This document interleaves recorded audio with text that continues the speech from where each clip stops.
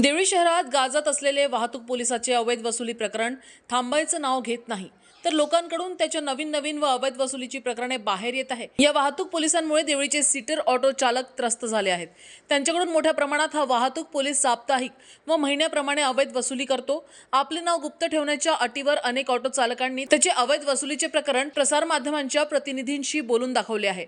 ऑटोच नाही तर दुचाकी व चारचाकी वाहन चालकांना याचा मोठा अवैध वसुलीचा त्रास आहे। त्यामुळे शाळेकरी विद्यार्थ्यांना सोडणारे पालक त्यांच्याकडूनही हा वाहतूक पोलीस जबरीनं वर्दीचा धाक दाखवून अवैध वसुली करतो।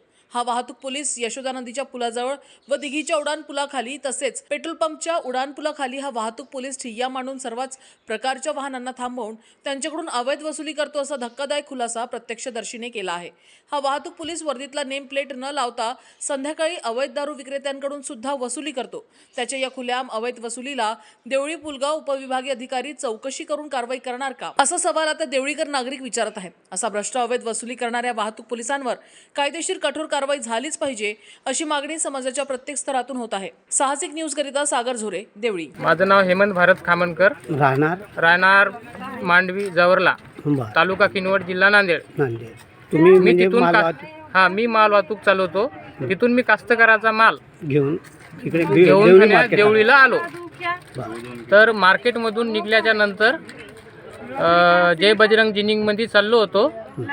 तर मला ट्रॅफिक पोलीसवाल्याने विदाऊट सीट बेल्ट का गाडी चालवत आहे म्हणून पकडलाय। तर मला फाईन मागू लागला होता हा 1000 रुपये। तर माझ्याकडे तेवढे पैसे नव्हते। 200 घेऊन सन्या मला कोणत्याही प्रकारची पावती दिली नाही।